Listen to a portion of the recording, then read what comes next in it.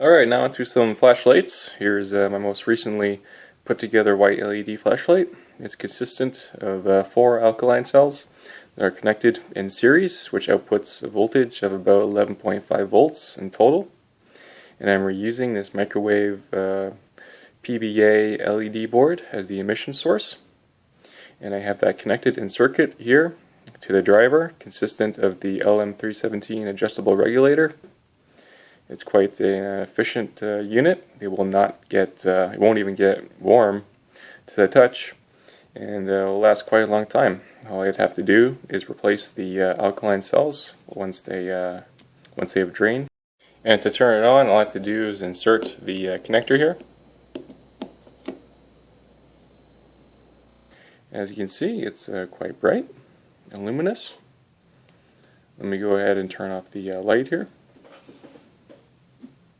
As you can see, it can pretty much light up a whole room. This is great if you're out in nature or you're out for a walk at night. This is great as a light source. Or if you're inside and your power goes out, you can use this to get around your house. Or simply as a workbench light. If your workbench light stops working, you can put together a unit like this, and it's really quite simple. As you can see, upon measuring the output voltage, we get a voltage of approximately 8 volts, or a potential of a regulated 8 volts. Alright, now onto the next flashlight here. Again, this one's quite similar to the last ones. It uses 4 alkaline cells in series. And for this unit, that actually measures out to about 8.5, 8.6 volts. And the only reason for that is because these primary batteries have already drained quite a bit. So right now I'm getting as much juice as I can squeeze out of them. And for the driver, I'm using the LM317T adjustable regulator, and I'm using a 39k ohm resistor.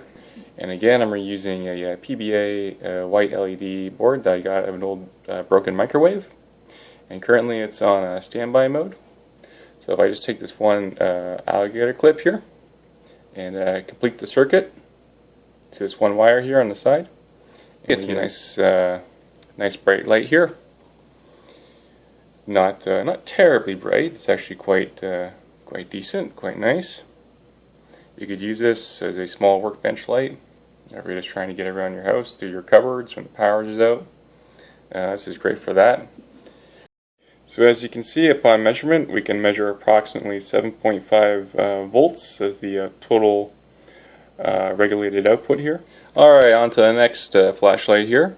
I'm actually reusing a LED module board known as the ML-S73. I pulled this out of a old broken cell phone, and I have it here insulated with aerogel, wired up here in circuit to a LM317T adjustable regulator, 33k ohm ceramic resistor. And I also, for power, I'm reusing this 18650 high performance and high capacity lithium ion cell here. And it's rated for 1.5 amps at 1500 milliamps capacity. So to turn it on, I just insert the cell here. And as you can see, it's very bright and luminous. This is great for great as a portable flashlight, whether you're inside or outside. And this flashlight will not get, won't even get warm. It's quite efficient in terms of its performance.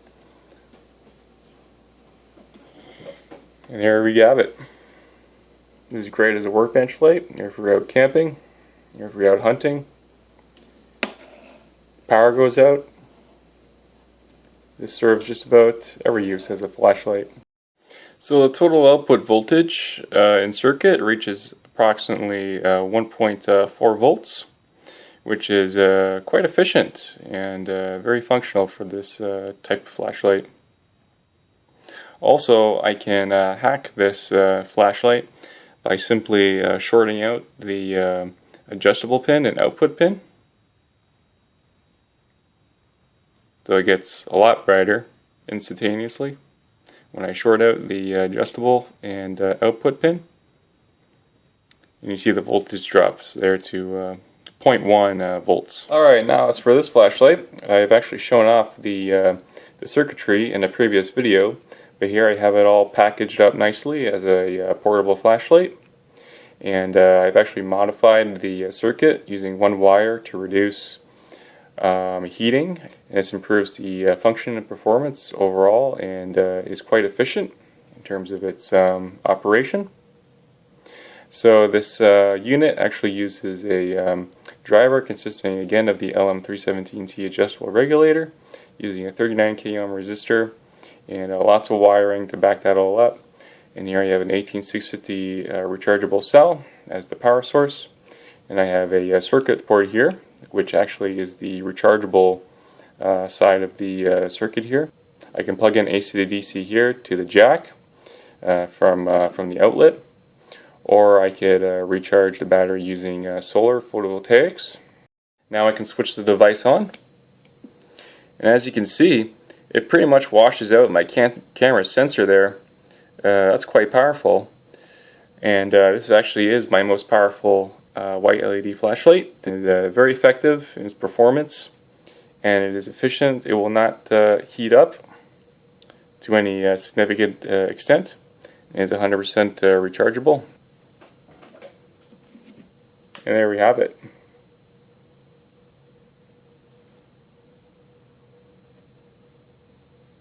So upon measurement, we can measure an output voltage of approximately 3.2 volts in circuit. Alright, now here's a nice white LED trinket. I wouldn't really consider this so much as a flashlight as it is just a trinket. So to turn it on, I just insert the one cell there to complete the circuit. LM317T regulator as a driver, consisting of a 0.43 ohm current limiting resistor at 2 watts. So this is quite nifty. And if I turn off the light, you can see more of the glow there. It's not too bad.